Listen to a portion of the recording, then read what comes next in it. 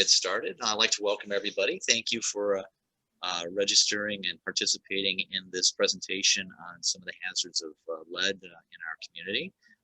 We are pleased with the work that Duke Mabry and Pam Proctor have done, as well as Carlin Kraszewski, who works on our staff, just to pull this together. It's been a challenge to continue a lot of things, but Zoom helps us to do things and stay together as a community and share information. So it's an effective tool. Looking forward, obviously, to the time when we can all be together, but until then, we'll take advantage of what we can with the tools available. So Duke, Pam, Carlin, thank you very much. I would like to introduce at this time our presenter, Heidi Beidinger-Burnett. She's Associate Professor of the Practice at the University of Notre Dame at the College of Medicine. She directs the Masters of Science in Global Health program. Again, she's here to talk to us about some of the hazards of lead within our community, specifically within water and housing. So with that, I will turn it over to Heidi. Thank you for being here today. We appreciate your input. Great, thanks for having me. I'm going to go ahead and share my screen. And let me go to full screen. There we go. Can you all see that? Thumbs up. Awesome. Okay, well, thanks again for having me. And for those, some of you might remember that I was here about 2 years ago when the Notre Dame Lead Innovation Team was really just starting to get off the ground. But today, what I want to share with you is sort of the compilation, the efforts that we've been doing in these last 4 years, and really focused on bringing up your level of education about this topic about lead poisoning prevention. And then I have a couple of asks of you at the end. The presentation will be about 20 minutes long, and so then we can have a nice long discussion afterwards. So I understand you can put things in the chat, but then we can unmute later on and everything and have a discussion. So I will go ahead and get started.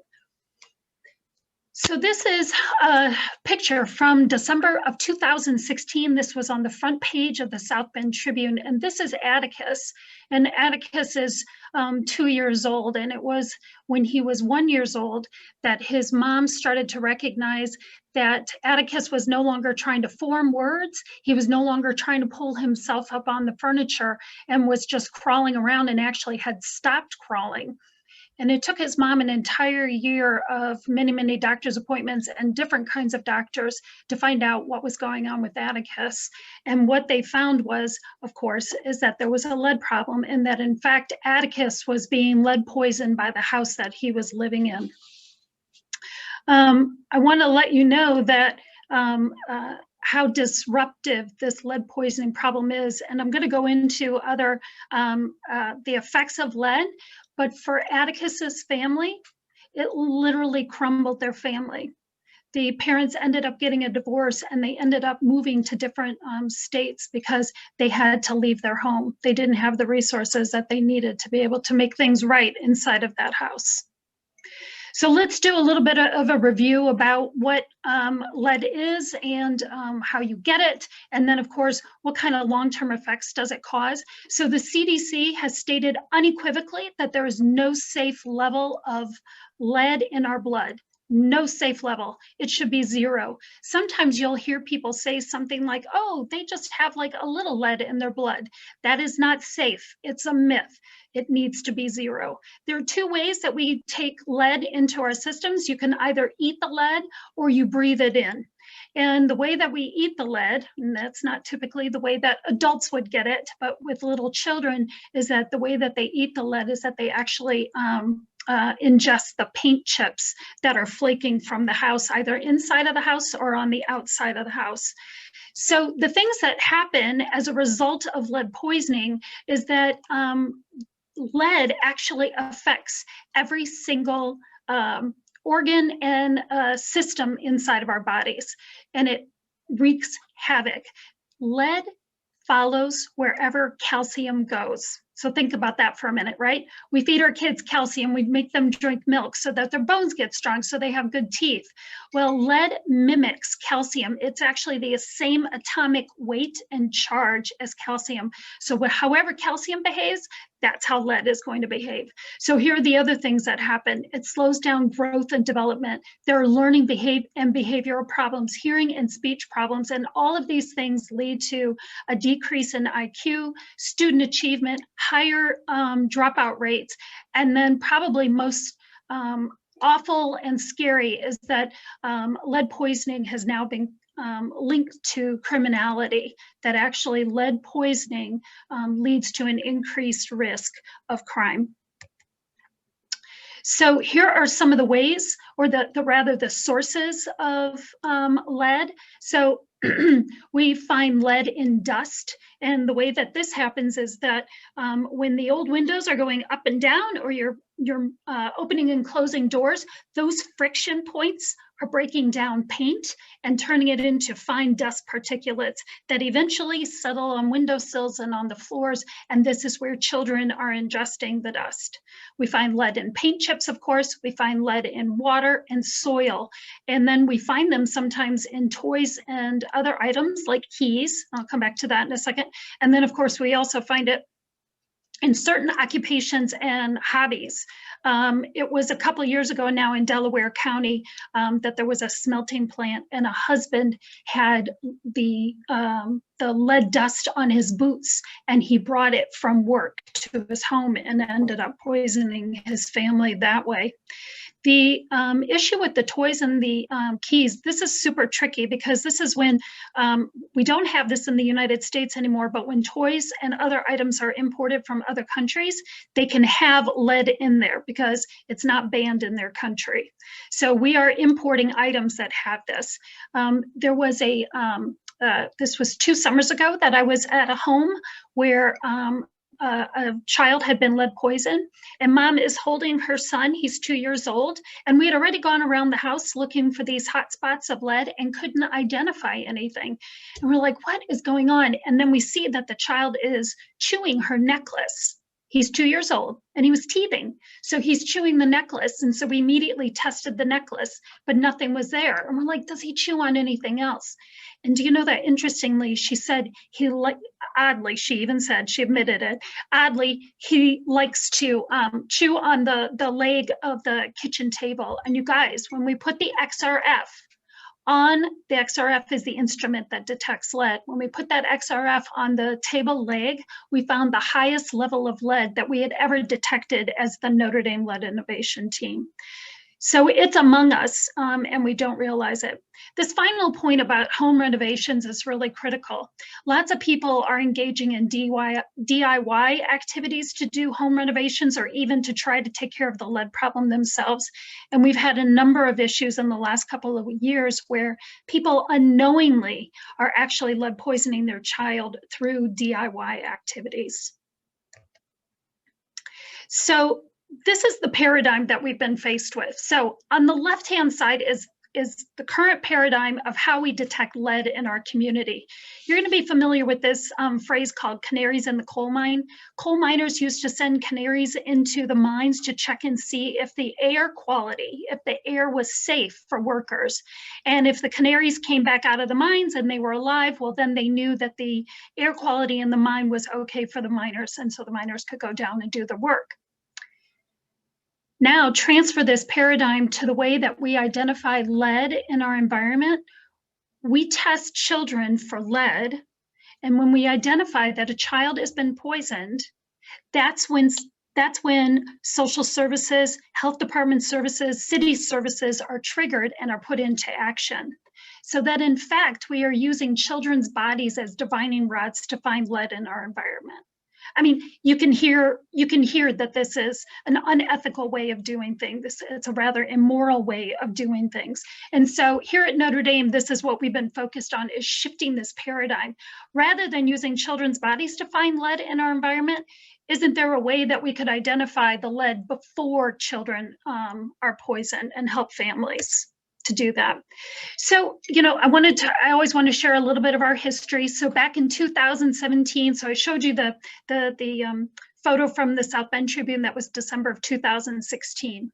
Then very quickly, a few months later, we hosted several community town hall meetings. They were on Saturday mornings, and we had roughly 70 to 80 people show up. we had to do very little communication or advertisement for these community meetings. By word of mouth, the room was full almost on its own. These were really difficult meetings because moms and dads came there to tell their stories. It was very emotional. There was definitely a sense of despair and doom. People felt as though they were living in what I kept imagining was a lead submarine, that they were surrounded, that their home was surrounding them in lead, and that they had no alternatives. So really it was from these meetings that really ignited a handful of us over here at Notre Dame to start the Notre Dame Lead Innovation Team. At the same time that we wanted to do the Notre Dame Lead Innovation Team, others in the community were saying, we need to do something differently about this. So in 2017, early 2017, we established a lead affinity group. So you'll see here over on this side of the screen, this is what we looked like before we got organized. So we had citizens who were working on this topic. We had some folks in academia who were interested in this topic. Of course, local government was working on this. The health networks, to a certain extent, were paying attention to this. The private sector, like you guys, and other local organizations. And so what we did is we reached out to anybody who had a hand in working on this lead prevention issue, and we created the Lead Affinity Group. And so now we are working to coordinate things. So the Lead Affinity Group serves a couple of purposes. First, it's about coordination and keeping each other informed about what's going on, but it's about advocacy and accountability. So we see our role in terms of we want to be experts in this field to be able to help others to understand what's going on, but then also holding our government and health departments accountable for the work that needs to be done in this space. I should also say the Lead Affinity Group has been meeting once a month now for 4 years, which is pretty amazing when you think about a community coalition. And we've even continued to do so. We have our monthly Zoom meetings during COVID. So this is us, our Notre Dame Lead Innovation Team. We have an interdisciplinary team, as you can see. We've got folks from chemistry and physics, GIS, that's Geographical Information Systems, and then Megan Tai runs our laboratory for chemistry. So the first thing that academics always have to do whenever we're starting to tackle a problem is to get an epidemiological profile of the problem that we're dealing with. So we received a 10-year data set from the health department, and we analyzed it for them to figure out what was going on in our community. And really the driving home message from that 10-year report was that our testing rates are incredibly low for children. We're only testing approximately 10% of kids for lead. The CDC recommends that virtually every child in America should be tested for lead, given the distribution of lead in our country, and that only 10% are actually being tested. And by the way, the CDC recommends that children should be tested at 12 and 24 months. So this is one of those educational moments for everybody here on this call, to share with friends, colleagues, your clients, educating people that this is when their children are supposed to be tested. So the second thing that came out of there was we wanted to map, this is where our GIS specialist comes into play. So he mapped those elevated lead levels for children. So you'll see that this is a map of St. Joe County. And as the colors get more intense, this tends to focus more on downtown South Bend. But as you can see, when we get to the orange and the red levels, look at the key right here. This represents that anywhere from 20 to 40% of the children who were tested in these areas had elevated blood lead levels. That's significant and devastating. This is not to say that lead poisoning is not happening elsewhere. It's to say that this is where the greatest concentration of lead poisoning is happening. This chart over here is a snapshot from 2015. We looked at each of these census tracts, and we wanted to see what their testing rates look like, what their elevated rate was like, the median year of house construction, and then the percent of households that are living in poverty. So as you can see here with census tract 4, there were 265 kids who were eligible, and only 7.6% of them got tested, but 10% of them were elevated. They have their average house construction is 1940, and then they have nearly 50% of households in census tract 4 are living in poverty. So we have to think about then, we've got all these homes, we've got these kids who are testing positive. How are we going to flip this paradigm? If we need to get all of these houses tested before kids move into them or before they are lead poisoned, what would that look like? And how long would that take us? So currently, right now, you guys are familiar with this concept called the lead risk assessment. That's what our health departments do. It's anywhere from a 2 to 3 to 4 hour process where they go into a home and very comprehensively take anywhere from 50 to 80 samples of a person's home.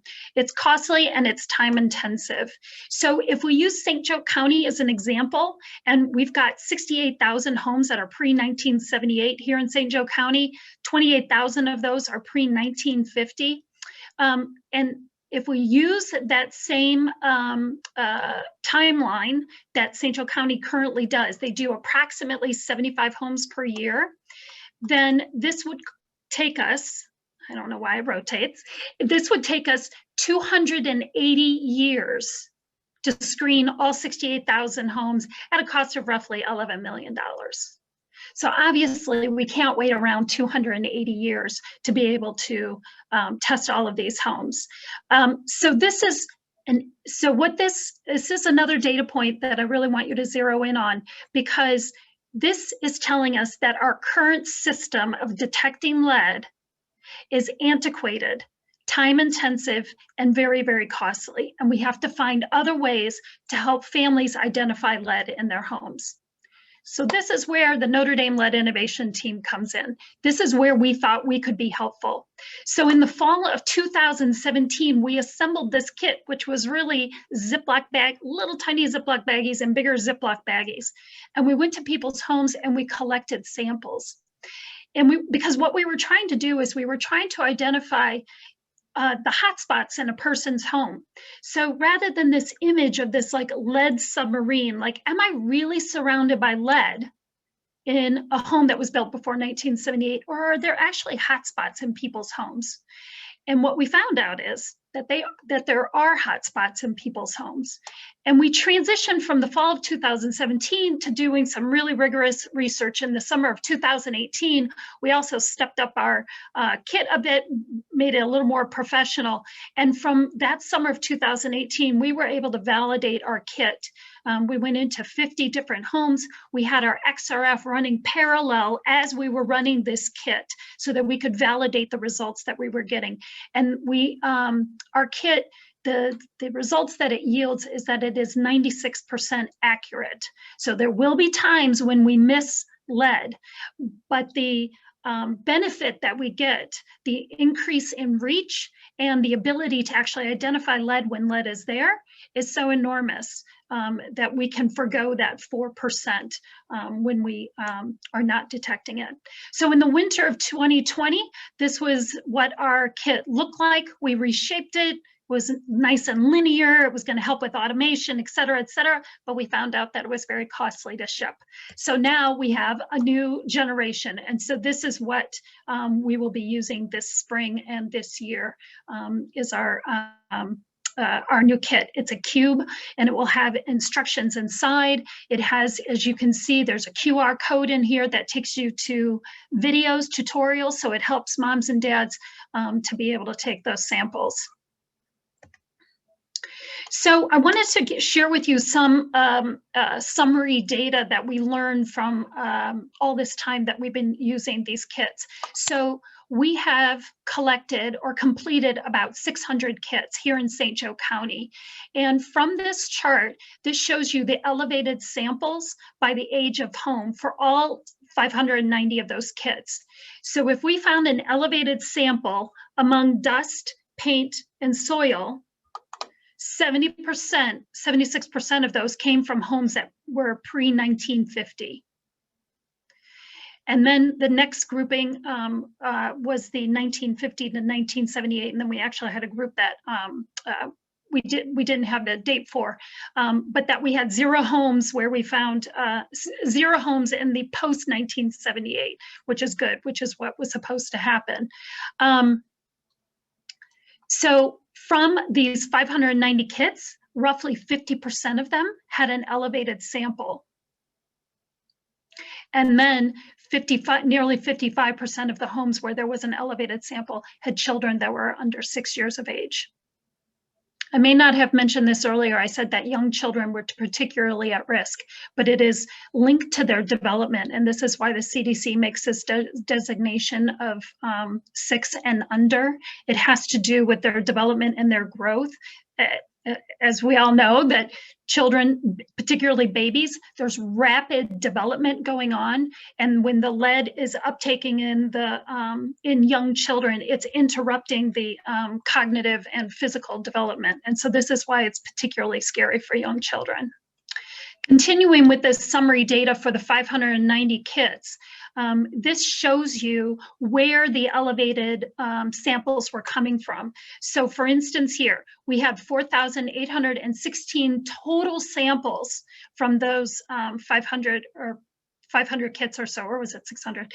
Anyway, so the vast majority of elevated samples that we found are coming from the dust. So roughly 20% of all of the elevated samples are coming from the dust samples. The next group comes from the paint samples with roughly 14%, and then the soil coming in at around 9%. This is a particularly important data point, and I want to drive home that next educational point. In the United States, according to the EPA guidelines, it is still okay for HUD inspectors and code enforcement to do visual inspections of lead. So you might say to yourself on the surface, well, that sounds reasonable. If I see peeling paint, then I'll report it and then we can do something more about it. The problem with doing visual inspections is that you cannot visually see lead and dust, and you cannot visually see the lead in the soil. This is why we have to step up what it is that we're doing. This is why this has persisted as a problem, because we're relying on an antiquated methodology for identifying lead in our environment, and this is why this paradigm has to shift. So a few more highlights about what we've been doing during the last 4 years and who our partners are. So of course, St. Joe County Health Department is at the center of this work. They are actually the only entity in our county that are mandated to do something about this. They actually have a state mandate to engage with folks who have a child who has been lead poisoned. So most recently, they've developed a strategic plan that includes lead poisoning prevention. They've hired 2 full-time community health workers who are going to be dedicated to this topic. They've expanded case management for lead poisoned children. They've eliminated their backlog of lead risk assessment requests and mandates.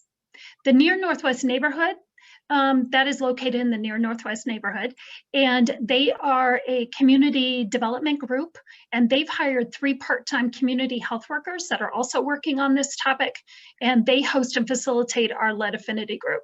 Of course, the city of South Bend is involved in this, and probably really importantly for you to remember is that the city of South Bend has grants right now from ISDH, Indiana State Department of Health, and HUD for remediation and abatement for families and landlords who qualify. So there's literally free money there if folks need help with remediation and abatement. And then, of course, the city of South Bend passed the RSVP ordinance back in February 2019.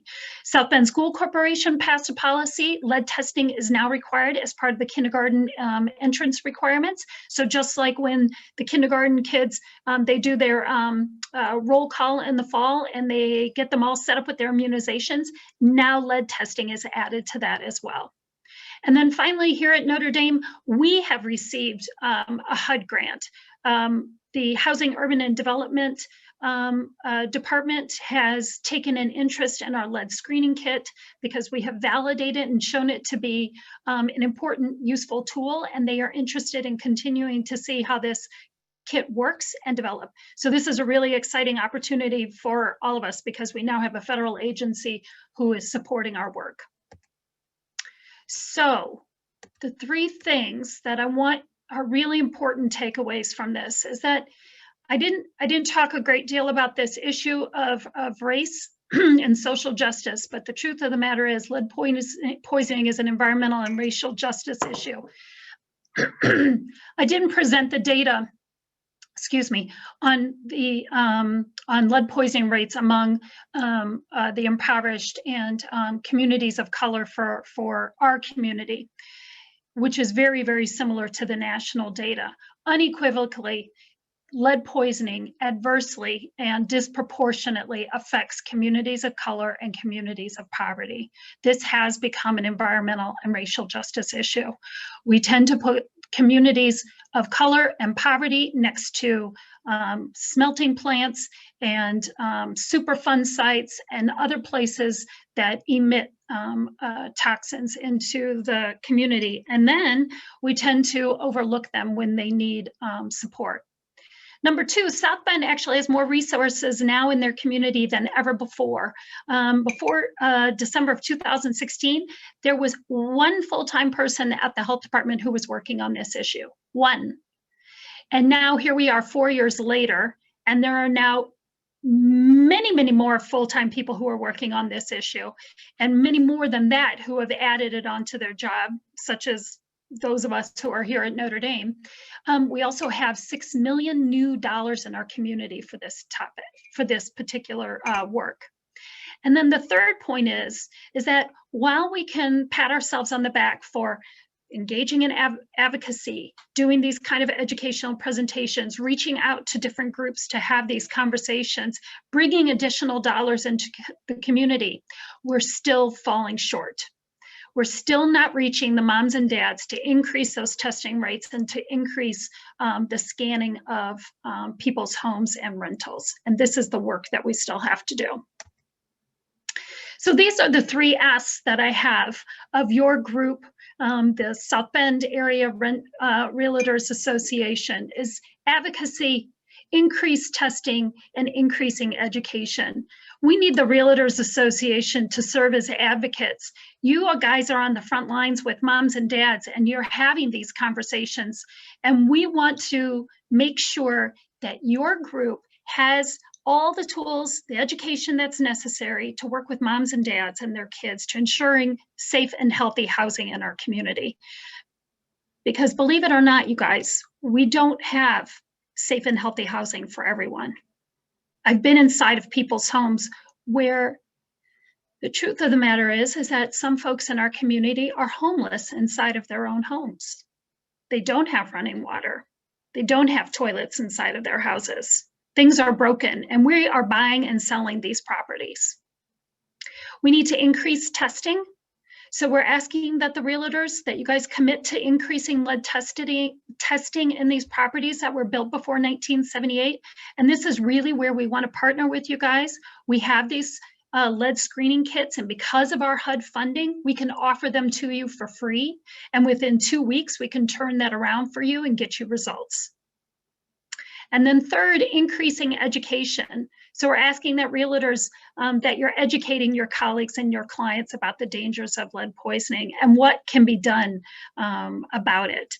Because we have more tools in our toolbox than ever before, that is for sure. So back in early 2017, when we were holding our community town halls, and there was this real sense of desperation, I don't have that sense of desperation like I did back then. We have way more available to us now, but we've got to get a much greater reach. We need to be talking to people who are talking to the moms, the dads, the landlords, and so forth in trying to help solve this problem. So I have to acknowledge the partners that I've been working with for the last 4 years, and this is some of them, not all of them. There are more even downstate, IUPUI, the Marion County Health Department, Indiana State Department of Health. And in fact, we've got people who are starting to reach out from all over. We just had somebody reach out from a coalition in Cleveland, Ohio, who wants to partner with us, and Alameda County in California as well. So we're broadening our reach. And we absolutely want to work with you guys and figure out how we can be more supportive about this and get more lead testing going on. So that is the conclusion of my presentation. And I would love to open it up for questions and discussion and hear your thoughts about what's going on. So I will, oh, and by the way, that's my email address. That's my cell phone number. Why don't I leave it there for a moment so people can copy it down? Feel free to reach out to me individually, personally. Happy to have conversations offline, or if there's another opportunity to present to another group of people, I'm happy to do that as well. So I'll stop there so we can do questions and discussion. Excellent. Thank you, Heidi. We appreciate the information. Got a couple questions, and then we'll go to the chat. So if you do have a question, type it into the chat, and we'll go from there. Regarding just the mitigation, I know there's funds available through South Bend, but what's the average cost of mitigation, say, for soil contamination and you know the typical soil contamination, dust and paint chips and things like that? Yeah, so my understanding is that the average grant for remediation can run around like $2,000. But if they have to do full lead abatement, then that's a moving target, but on average it's about $12,000 to $15,000. Okay. And those grants are currently available from the city. Okay. And you mentioned unexpected items, you know, that can cause lead contamination. Do we have any sense in terms of what type of consumer goods still contain lead and where those origin from? Yeah, it's more widespread than you might actually think. It's plastic toys that are coming from China, which it seems like every time I was in somebody's house, all the toys are from China. So, you know, it's not like suddenly we're going to get rid of all the plastic toys from China. But what we do need to make sure happens is that children are not licking and chewing, like they're not breaking them down. I know that that's not a perfect answer, but I think increasing people's education and awareness that products that are made from outside the United States may contain lead. And there are consumer websites that people can go to look those things up. When we were in somebody's home, they had a tile crucifix that was hanging in their living room, and we put our XRF on it, and they'd gotten it from Mexico. It was filled with lead, filled with lead. It's up on the wall. It's not deteriorating. It's not a hazard. It's not an exposure for mom and dad. Now, mom promptly got it down and she put it in the garbage, she put it in a trash bag and put it in the garbage and threw it away. She's like, I don't want it in my home. But the truth of the matter is that's how you have to look at these things, right? Is that's on the wall, it's stable, that's not going to poison anybody. If that thing should break and, you know, smash to smithereens on the ground and dust spreads all around, you can be rest assured you are going to have lead dust in your house. Interesting. Yeah. Pam Proctor had a question. She said she read an article about the effects of lead on senior dementia and Alzheimer's. It is a generation that grew up with lead. Are you aware of any of this research? I am aware of that research. Yes, it's not been our focus, but yes, I'm aware that research is now increasing. There's a lot of interest in finding out that overlap between Alzheimer's and lead poisoning. Not surprising though, right? Not surprising. You know, if you were poisoned as a child, you know, at 1, 2, 3 years old, and what if you've been at that low level of exposure, you know, that you're inhaling dust for a few years that you might be living in that home, and then you develop developmental disabilities, you have cognitive impairments. It's not a real surprise. There's a Cleveland study. It's ongoing. It's the study in the field where researchers followed babies till they were adults And what they would take brain scans of the participants in the study, and they would watch what happens to the brain over time, and that the lead takes up residence in the brain, literally displacing the gray matter in our brain.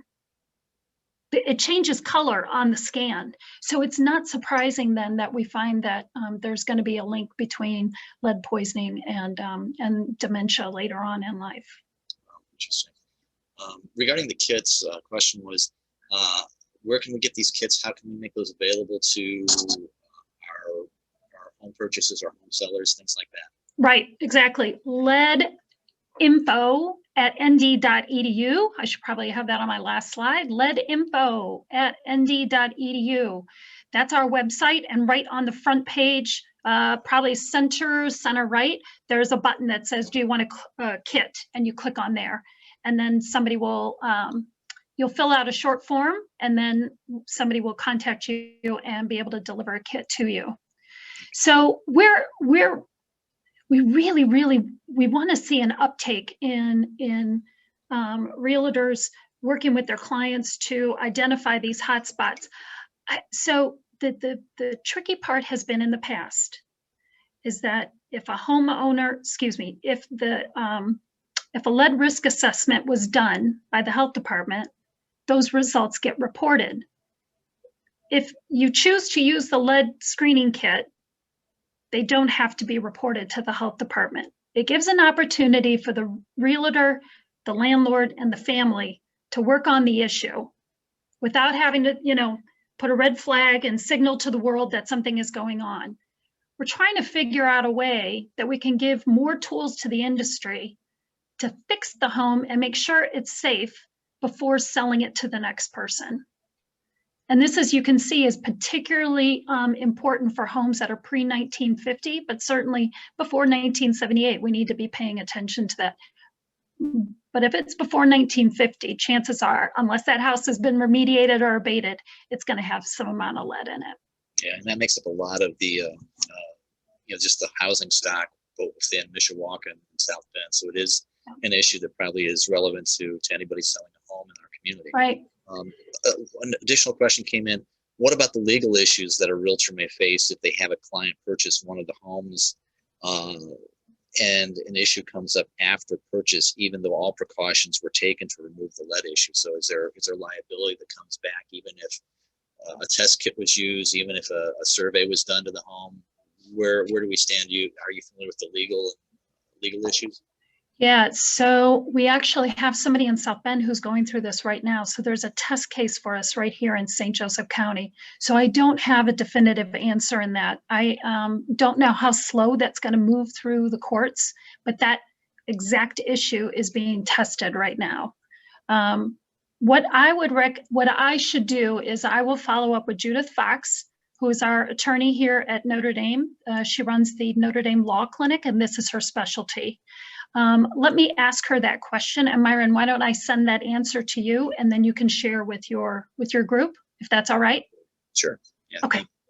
Let me see. Going back to the kits, what is turnaround time for the results from the test kit? 2 weeks.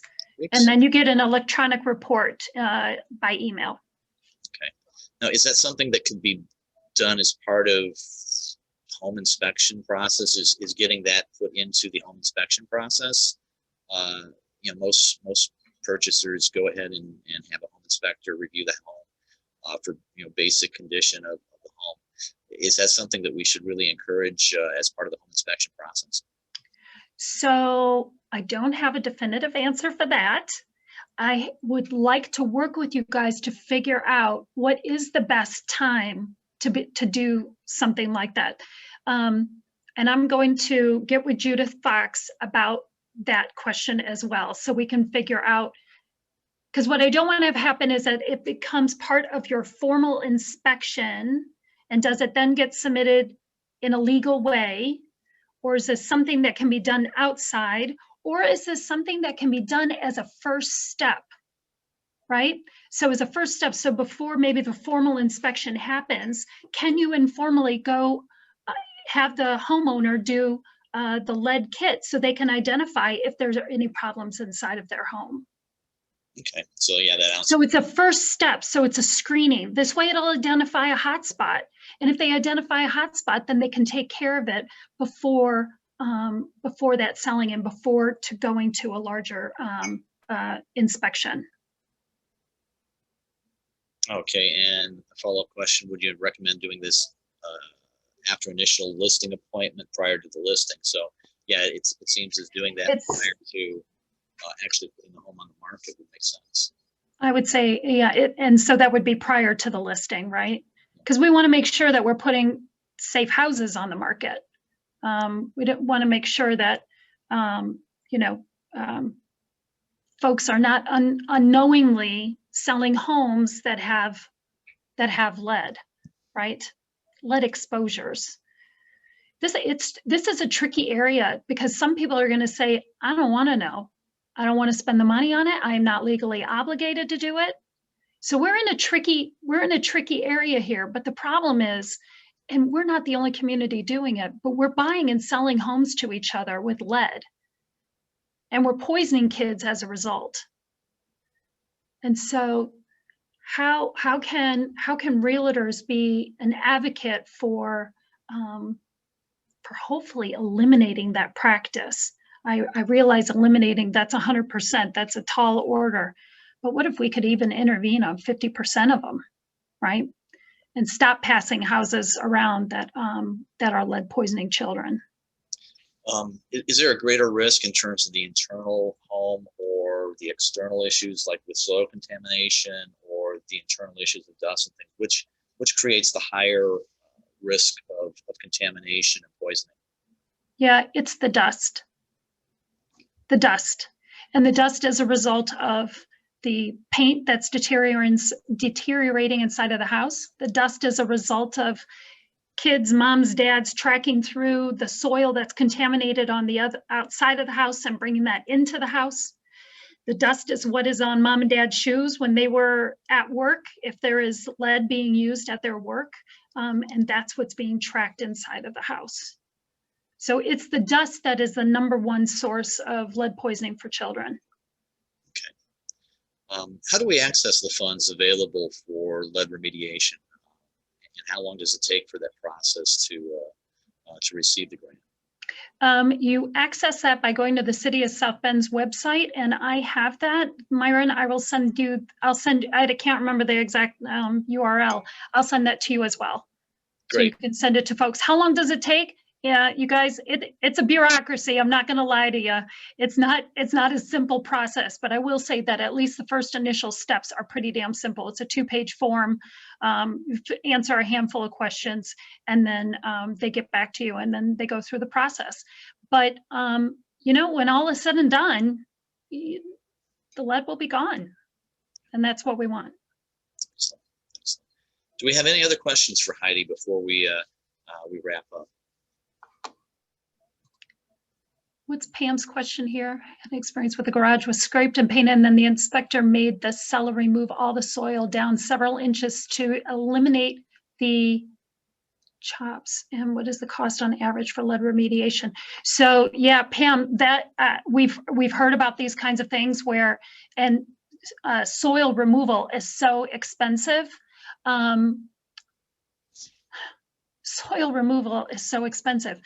So what we recommend to folks is mulch, putting in pea gravel, putting in shrubbery. So making it so that kids can't get access to that dirt. Too often, what you're describing is that there was exposed soil. So let's not leave the soil exposed, right? If the house was built before 1950 and you see exposed soil around that house, get them to landscape it. You can't have that. Can't have it. Because chances are there's going to be some lead in that soil. Now, Get them to landscape it. From the painting and scraping process over the years where all the paint clips have gone down.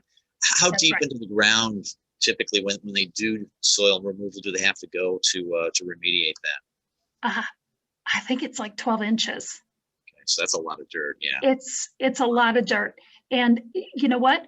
That is not feasible for 68,000 homes in in St. Joseph County. And this is why we have to find these alternative, lower cost ways of doing things. And let me tell you, the mulch, the pea gravel, and the shrubbery, those are EPA recommended. So it's not Heidi's recommending it, or Notre Dame Lit's recommending it. Those are EPA recommendations. And these, what they call those are as mitigation strategies. And the definition of a mitigation strategy is to protect the homeowner for up to 20 years. And that is fine. So the idea that you're supposed to remove 12 inches of soil, you know, the vast majority of folks won't do this, and this is why they're not testing. Because they're doing this instead, right? Put the blinders on. If I don't ask, then I don't have to tell, and I don't have to fix, and I don't have to spend money. But putting a little bit of mulch down, or pea gravel, or a few, you know, boxwoods, that's not going to cost people that much money to make sure that those areas are safe. Sure. And I think you covered this, but again, what is the cost on average for lead remediation in a home? Yeah, anywhere from really $1,000 to $2,000 for remediation has been our experience. Here's a question. How do you know if a garage had been torn down and now is part of the backyard in terms of that contamination? And, you know, looking back in the last 7-8 years when we had the 1,000 homes in 1,000 days in terms of the vacant abandoned home project, I guess we could add that to it in terms of those vacant lots, how much lead contamination would be in those situations. Right.